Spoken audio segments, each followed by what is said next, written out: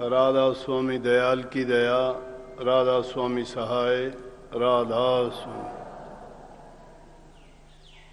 प्यारी साध संगत जी, सेवादार भाइयों बहनों, सबसे पहले आपको गुरु पर्व की, गुरु पूर्णिमा पर बहुत बहुत मंगल कामनाएं। आप सबको ये दिन मुबारक हो। जैसा कि आप जानते हैं, इस दिन को गुरु त्योहार के रूप में हम सबसे बड़ा दिन मानते हैं और लगभग हमारे देश में हर जगह, चाहे वो किसी भी धर्म का मानने वाला हो, बड़े हर्ष उल्लास से इस दिन को मनाते हैं।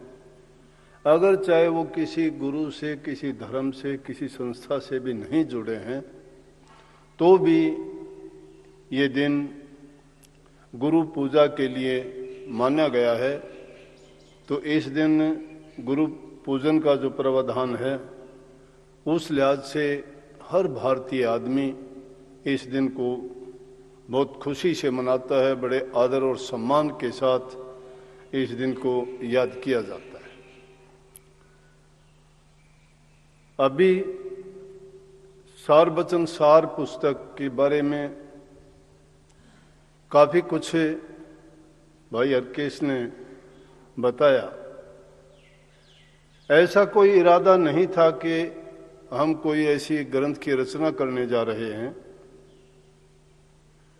लेकिन जो कुछ होता है सतगुरु की रजा में होता है। इंसान के चाहने और सोचने से कुछ नहीं होता। चाहने और सोचने से तो हम पता नहीं क्या क्या सोचते हैं, क्या क्या करते हैं। लेकिन हम अपनी भाषा में ये कहते हैं कि जो सतगुरु की रजा होती है, वो अपने आप वो काम करा लेते हैं। महामारी का समय था, सभी जीव व्याकुल थे, घरों के अंदर कैदियों की तरह से बंद थे, हर प्रकार से दुखी और बड़े चिंतित से, जो समय भी उनको कांटे से नहीं कटता था।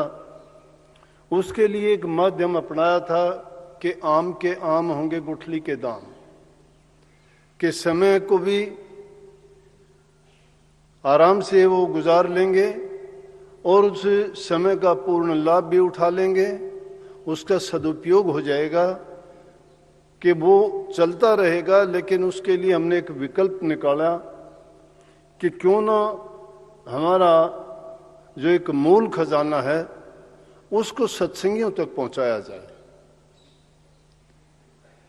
व्याख्या करने की कोई ऐसी मंशा नहीं थी, लेकिन धीरे धीरे जब एक दो वाणी का ऐसा किया गया तो सत्संगियों की तरफ से संदेश आने शुरू हो गए कि इसके प्रति हमारी रुचि नहीं थी। इस पुस्तक को पढ़ने में हमें कोई आनंद मजा नहीं आता था और न ही किसी प्रकार की हमें उससे पढ़ने से ज्ञान की वृद्धि होती थी, क्योंकि जो चीज़ समझ में ही नहीं आती तो उसमें रुचि नहीं होती। तो उनकी तरफ से हमें ये संदेश मिलते रहे कि अगर इसकी और भी ज़्यादा व्याख्या की जाए तो सत्संगियों के लिए ये बहुत उपयोगी साबित होगी। निश्चित रूप से संतों की वाणी का वर्णन करना, खुलासा करना, अनुवाद करना या उनके बारे में ये कहना कि हमने उसको स्पष्ट कर दिया है, तो मैं कहूँगा वो बहुत छोटे मुंह से बड़ी बात होगी। संतों के तो एक वचन पे ग्रंथ के ग्रंथ लिखे जा सकते हैं, वो ज्ञान के खजाने होते हैं। उनका मतलब, अर्थ और उद्देश्य हम साधारण जीव नहीं कर सकते, परंतु जो सतगुरु की रजा और मौज में निकलता गया, जैसा भी हमारा समझ है उसके अनुसार जो मौज होती है वो काम अपने आप करवा लेती है। ऐसे काम हुए हैं और निश्चित रूप से मैं ऐसे वाक्यात बताऊंगा कि जब वो व्याख्या करता था तो ऐसी चीजें महसूस भी की गई कई बार। मैंने सुना था कि तुलसीदास जी जब रामायण लिखते थे तो उनके सामने जो श्री रामचंद्र जी के समय में हालात गुजरे, माता सीता, हनुमान जी, लक्ष्मण जी, भरत जी, जितने भी उन्होंने रामायण के संवाद लिखे, उस दौरान में लिखते लिखते उनको वो दृश्य आंखों के सामने ऐसे प्रतीत होते थे जैसे वो उसी समय में बैठ के उसको लिख रहे हैं। जब हम एकाग्रचित होकर कोई भी काम करते हैं तो उसके गुण, उसके भाव, उसके हालात, उसकी जो वास्तविकता होती है वो हमारे दिलो दिमाग पर एक चित्र की तरह से अंकित हो जाती है। और भक्ति का सच्चा रूप भी यही है। मैं बताऊं आपको, यही हमारी एक कमी है। मैं वो संदेश देना चाहता हूं कि ध्यान अभ्यास है क्या। जब आप अभ्यास में बैठते हो उस समय हमारी हालत ऐसी ही होनी चाहिए। सूरदास जी के साथ भी ऐसा ही हुआ था। सूरदास जी तो आंखों से अंधे थे, लेकिन उन्होंने कृष्ण जी की लीला जो लिखी, कैसे लिख दी उन्होंने, क्या देखा था उन्होंने। कृष्ण जी को देखते थे वो क्या क्या काम करते थे, कैसे करते थे, लेकिन जो लीला उन्होंने कागज पे उतार के लिख दी वो उन्होंने अपने हृदय में, अपने दिमाग में, अपने ख्यालात में साक्षात उन चीजों को देखा था। इसी प्रकार से जिन चीजों का संतों ने वर्णन किया उन्होंने साक्षात देख के, चाहे वो प्रमाणिक रूप में नहीं है लेकिन अनुमान के रूप में हमें वो चीजें बताई गई हैं और दर्शाई और समझाने का प्रयास किया गया है।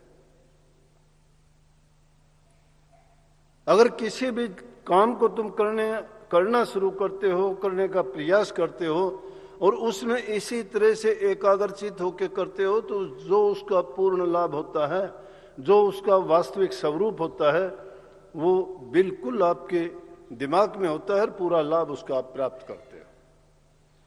तो ये तो सदगुरु महाराज की कृपा थी कि जैसा भी हुआ है, मैं ना तो इसके बारे में ज्यादा कहना चाहता और ना मेरा कुछ था, लेकिन हाँ इतनी बात जरूर है कि निर्मला ने और योगी ने जो इसका संग्रह करने में, भाषा के सुधार करने में और इसका पूर्ण रूप देने में जो मेहनत की है, जो सेवा इन्होंने दी है, वो अति सराहनीय है।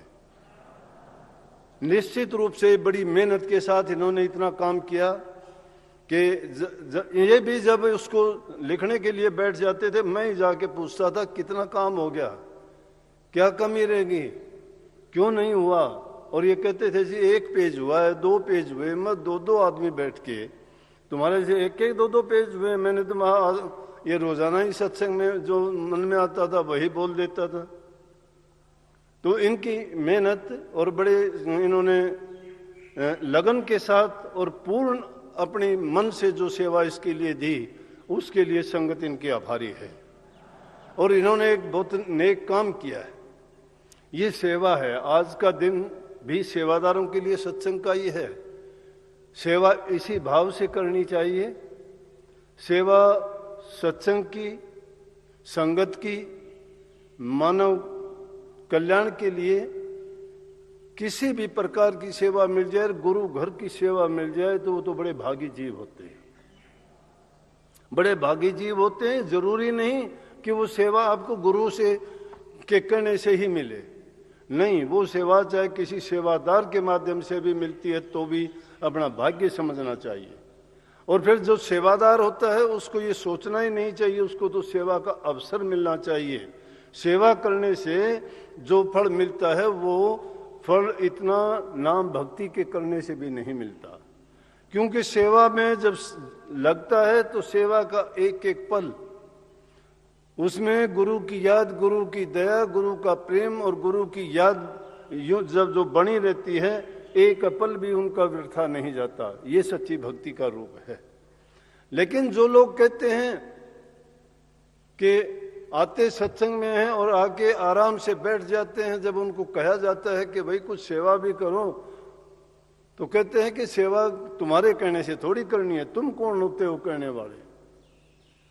ऐसी बातें करने वाले ना तो गुरु से मतलब रखते हैं, ना सेवा से उनका कोई मतलब होता है, और ना ही वो किसी प्रकार का सत्संग से लाभ उठा सकते हैं। सत्संग का जो वास्तविक लाभ उठाना चाहते हो तो सेवा तो अपने आप देखने से मिल जाए, किसी के कहने से मिल जाए तो उसका भी एहसान मानना चाहिए कि तेरा लाख लाख शुक्र है तूने मुझे सेवा का करने का मौका दिया।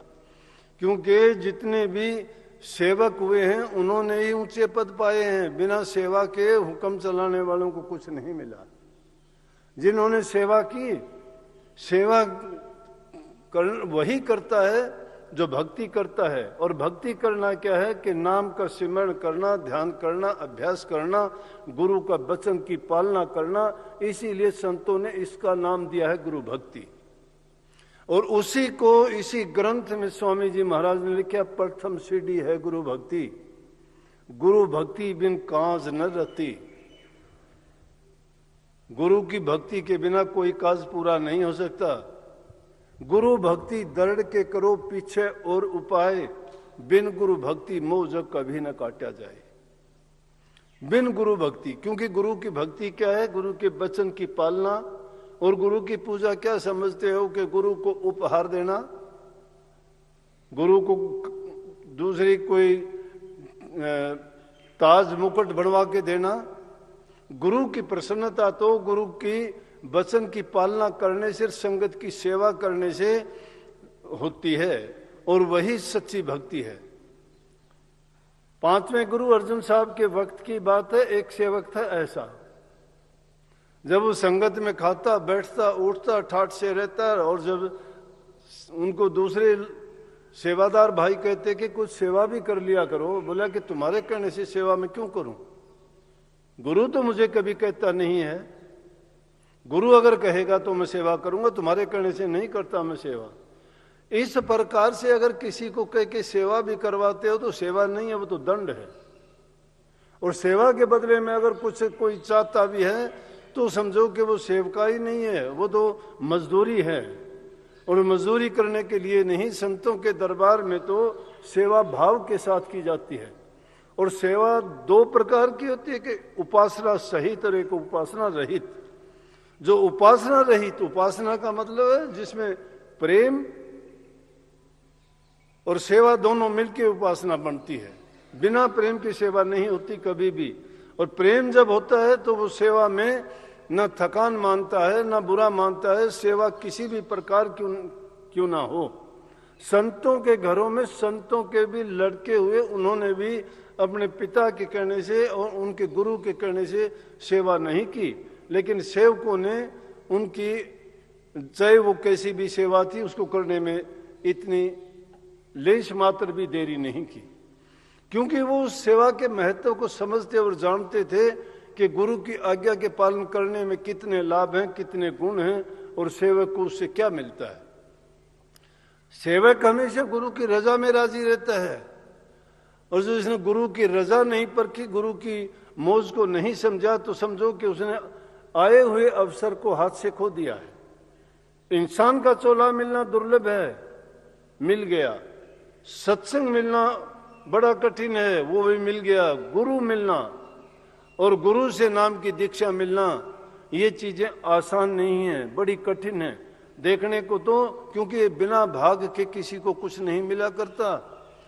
इतने लोग भागी हैं जिन्होंने नाम को पहचाना है, गुरु भक्ति को जानते हैं, जीवन को कामयाब और सफल बनाने के लिए वो इतना काम करते हैं, लेकिन बराबर से गुजरते हुए लोग आपको मूर्ख भी समझते होंगे कि इतने बड़े घरों के आदमी हैं, औरतें हैं, ये क्यों खाम खा यहाँ की खाक छानते हैं। लेकिन उनको इस बात का नहीं इल्म के ये जो सेवा करते हैं ये वास्तव में है क्या चीज, और उसमें कभी भी अपने घरों में जो काम ये बहन नहीं करती, भाई नहीं करते, यहाँ आके गंदी मंदी जो भी नारियों की सेवा है, पखानों की सेवा है, झाड़ू सफाई का काम है, ये मन में इतनी भी बात नहीं ये लेके आते कि हम क्यों करें ऐसा काम।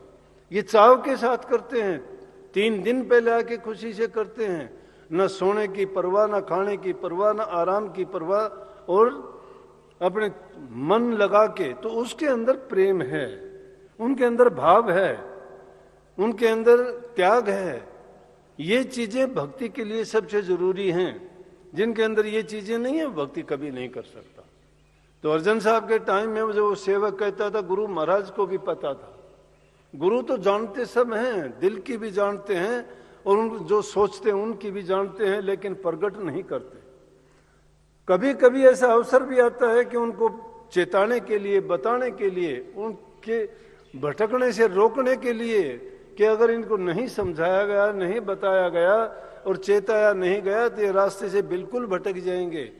संत अपने जीवों को भटकने नहीं देते, रास्ते पर लेके आते हैं, चाहे वो किसी भी प्रकार से आओ। जो कोई भक्ति कपट से करता है उसको भी अपनाते हैं।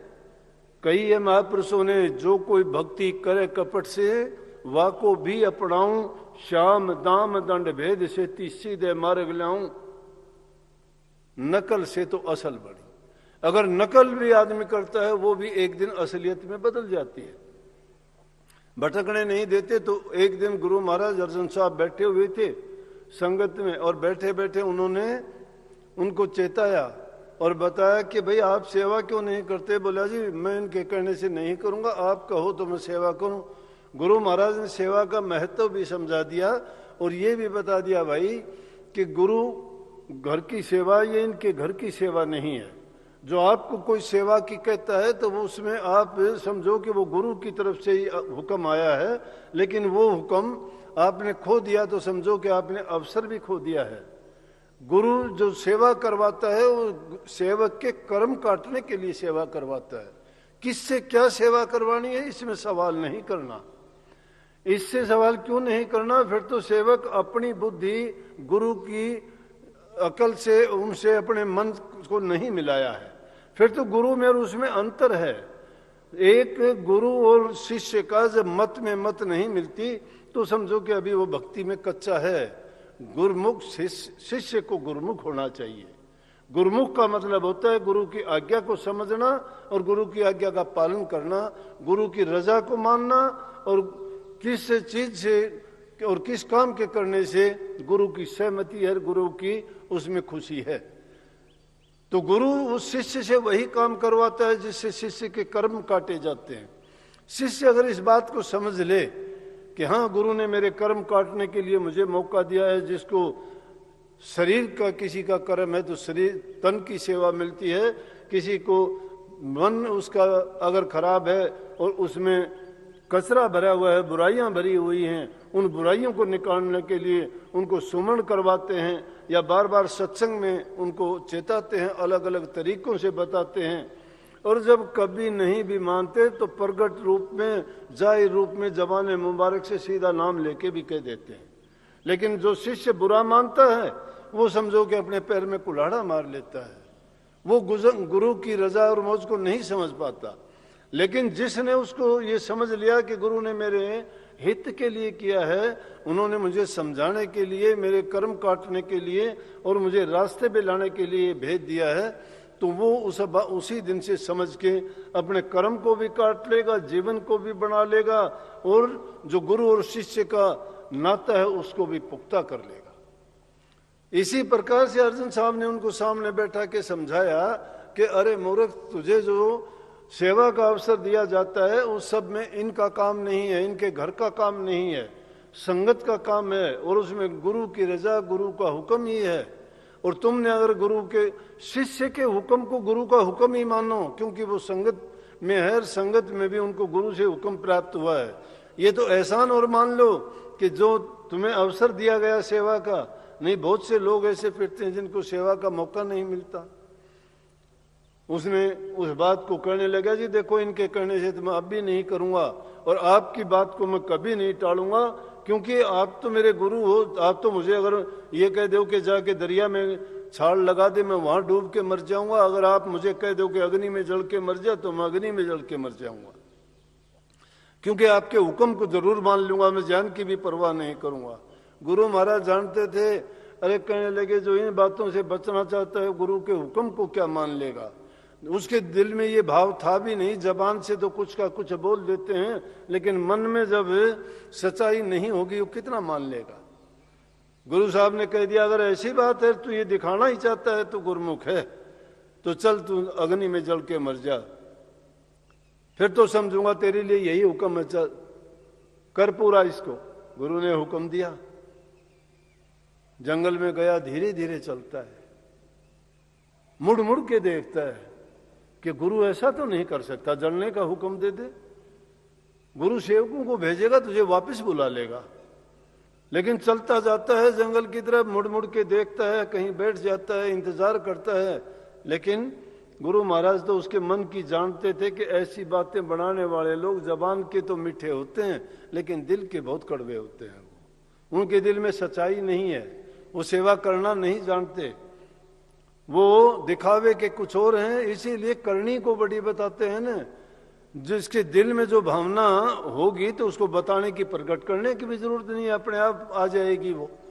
तो क्या कहा कि जब देख लिया कि नहीं आया, पूरा का पूरा दिन निकल गया, शाम का टाइम आ गया, अब धीरे धीरे जाके एक सूखी लकड़ियां इधर उधर से एक उठा के लाता है, रखता है। कितना टाइम चिता बनाने में लगा दिया कि शायद हो सकता है कि अभी बुला लें, अभी बुला लें, लेकिन कोई जब नहीं आया तो उसने सोचा ये तो बहुत गलत हो गया कि अगर नहीं जलता हूं तो गुरु का हुक्म नहीं माना मैंने, सब इतनी संगत के बीच में जो बात कही थी झूठा हो जाऊंगा, और अब तो मुझे जल के मरना ही पड़ेगा चाहे कुछ भी हो। लेकिन फिर भी धोखा दिल में है उसके, लकड़ियां इकट्ठी कर लेता है। इतनी देर में क्या देखता है कि गुरु की ओर से तो कोई संदेश नहीं आया कि एक किसी ने चोरी की थी और वो चोर भागता हुआ उस तरफ से आया। चोर के पीछे पुलिस के आदमी लगे हुए थे, तो उसने सोचा कि ये पकड़ा जाएगा। उससे कहने लगा भाई क्या बात है, तू लकड़ियां इकट्ठी किस लिए कर रहा है? बोला कि मैं जल के मरूंगा। जिसके भाव और नसीब और कर्म में होता है ना, उसके लिए खुदा और मालिक उसका सब रास्ते बना देता है। एक डाकू के लिए तो अवसर दे दिया क्योंकि उसमें गुरु की मौज थी। उसने क्या कहा कि अगर वो उस बात को समझ जाता कि गुरु का हुक्म है, तो चोर उससे आके कहने लगा भाई तेरे को गुरु का हुक्म है जल मरने का, तू एक काम करिए माड़ सारा तू ले ले, गुरु का हुक्म तू मुझे दे दे। उसने सोचा अच्छा अकल का अंधा आया, गुरु महाराज की बात रहो, एक और अच्छा हुक्म मिला मुझे तो अच्छा तो माड़ मिलता है, क्या जरूरी है संगत में जाऊंगा, सारी जिंदगी ऐसे इतना धन मिल गया, अपने आराम करूंगा, ठाठ से रहूंगा। बहुत से लोग ऐसे होते हैं जिनका उद्देश्य सिर्फ है इन चीजों की पूर्ति के लिए है, लेकिन वो ये नहीं जानते कि ये चीजें कोई सथाई नहीं है। संतों ने क्यों कही है कि जगत में कुछ नहीं है अपना, कौन सी चीज अपनी है, उनको किस लिए अपनाएं, किस लिए मांगे, किस लिए उनका संग्रह करें, कितने दिन के लिए हैं, ये सब की सब जब छोड़ के ही जानी है तो उनके लिए क्यों इतना पाप कमाते हैं, क्यों इतने झूठ कपट बेईमानियां करते हैं, क्यों लोगों के इतने दर्द पैदा करते हैं, उनको दुख देते हैं, तकलीफ देते हैं। कोई किसी की चोरी कर लेता है, कोई किसी से लूट लेता है, कोई किसी को झूठ बोल के दुख देता है, कोई किसी को जबान से गंदा मंदा बोल के देता है, कोई किसी से ईर्ष्या द्वेष करके देता है। मिलता क्या है आखिर उनको? लेकिन अपना कर्म जो बना लेता है वो कर्म को उसको भोगना तो पड़ता ही है। कर्म जैसा करेगा वैसा फल उसको भोगना पड़ता है। इसलिए अपना कर्म शुद्ध बनाओ, अच्छा करो, अच्छा करोगे उसका परिणाम अच्छा मिलेगा, बुरा करने से तो बुरा ही होगा। क्या किया उसने? कहा भाई बहुत अच्छी बात ये ले, वो तो पहले से ही तैयार था, उसको तो माड़ को लेके अपने चल दिया। और उसने क्या कहा कि जो ये उनकी तो ये बात हुई, जो लकड़ियों की चिता बनाई गई थी उस पे वो चोर था, उसके पास जाके बैठते ही एक बिजली सी चमकी और उसमें से उसकी रूह आकाश में उड़ती हुई देखी। चिता जल के वहीं भस्म होगी। 2 मिनट में वो आदमी देखता रह गया। जब वो इसको देख ही रहा था, इतनी देर में पीछे से वो पुलिस आ गई और उन्होंने आके उसको पकड़ लिया। बोला कि तू चोर है? बोला मैं चोर नहीं, चोर तो इसमें जल के मर गया। बोला नहीं, सामान तेरे से बरामद हुआ, तू चोर है, झूठ बोलता है। उसको पकड़ के लेके गए, जाके उन्होंने राजा के सामने पेश किया कि चोर है। राजा के सामने बड़ा गिड़गिड़ाया। जाके कहने लगा जी ये तो गलत बात है, मैं था ही नहीं, वो तो आदमी आया था उसने मुझे ये कहा था। वो कहने लगा कि गुरु का हुक्म था मेरे लिए, गुरु ने मुझे हुक्म दिया था कि जल के मर जा भाई। बोला मैं जलने के लिए तैयार ही था कि वो आके कहने लगा गुरु का हुक्म मुझे दे दे, और ये माड़ उसने मुझे पकड़ा दिया, मैं तो चोर बन गया, वो तो गया। बोले फिर तो तेरा डबल सजा होगी तेरी, तू तो गुरु का भी चोर है, हमारा चोर चोर नहीं है, और उस तुझे कड़ी से कड़ी सजा मिलेगी, यहां भी मिलेगी आगे मिलेगी, वो तो तुझे पता है। जब तूने गुरु के हुक्म की भी अनुपालना नहीं की और गुरु के हुक्म को भी तूने बेच दिया तो तेरी तो सजा डबल होगी। और उन दरबारियों को बुला के कहा कि इसको कुत्तों से नुचवाओ और कड़ी से कड़ी सजा दो। चौराहे में खड़ा करके उसको ऐसी सजा दी गई कि उस सजा को वो भोगते भोगते उसके प्राण ही छूट गए। तो ये दो बातें इस जीव को दो काम हैं कि एक तो इस जीव को बुराई करने से बचाने के लिए है, ये इसको डर दिखाने के लिए भी है कि अगर हम गंदे मंदे कर्म करते हैं तो उसका फल हमें बुरा मिलेगा। दूसरी बात इससे हमें शिक्षा मिलती है कि गुरु की आज्ञा और हुक्म की पालना करने से जो फल मिलता है वो चाहे हमने कितने बुरे कर्म भी क्यों ना किए हों, एक पल में ही हमारा कल्याण हो जाएगा। जिस प्रकार से वो डाकू था, चोरियां करता था, लूट खसूट करता था, और उसका क्या एक मिनट में ही गुरु के हुक्म मिलने के कारण ना गुरु के दर्शन किए, ना गुरु की सेवा की, ना गुरु से कोई नाम दीक्षा ली, ना कोई करनी की, लेकिन सिर्फ हुक्म मिलने के कारण। इसलिए गुरु का हुक्म, गुरु की आज्ञा और गुरु का वचन इस जीव के लिए हमेशा उसके लिए कल्याणकारी है, हितकारी है, लाभकारी है। और गुरु का हुक्म क्या है, ये हमेशा के लिए नहीं, संगत की जो सेवा करता है वो समझो गुरु की सेवा है। और गुरु की सेवा नहीं, जो ऐसी सेवा करता है वो अपना कल्याण करता है, अपने पापों को काट लेता है, जन्म जन्मांतर की जो भी हमारी पाप की गठरी थी उसको उतार के फेंक देता है, उसको इस चोले को उज्जवल कर लेता है। और जो मनुष्य जीवन का उसको अवसर मिला था, जो नेक काम करने का, इसको जन्म मरण के बंधनों से मुक्त कराने का, उसको ये प्राप्त कर लेता है और सदा के लिए इससे छूट जाता है।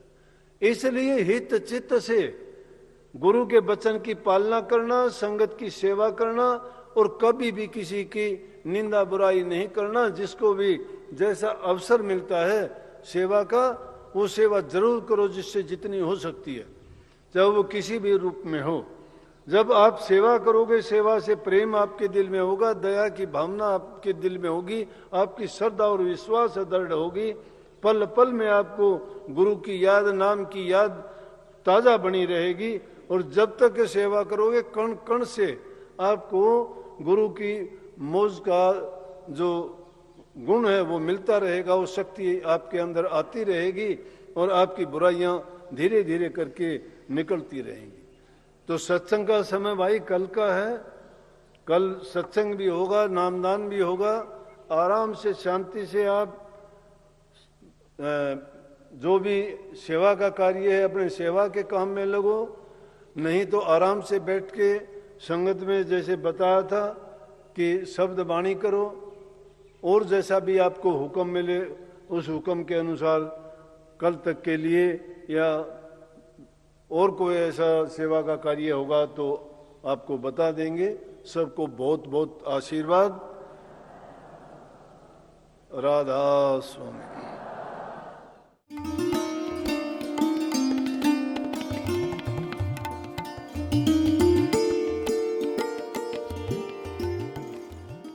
आप हमारे संत वाणी चैनल को सब्सक्राइब करें, वीडियो को लाइक करें, शेयर करें और हाँ, बेल आइकन पर क्लिक करना बिल्कुल ना भूलें ताकि हमारी किसी भी वीडियो की सूचना सबसे पहले आपको मिले।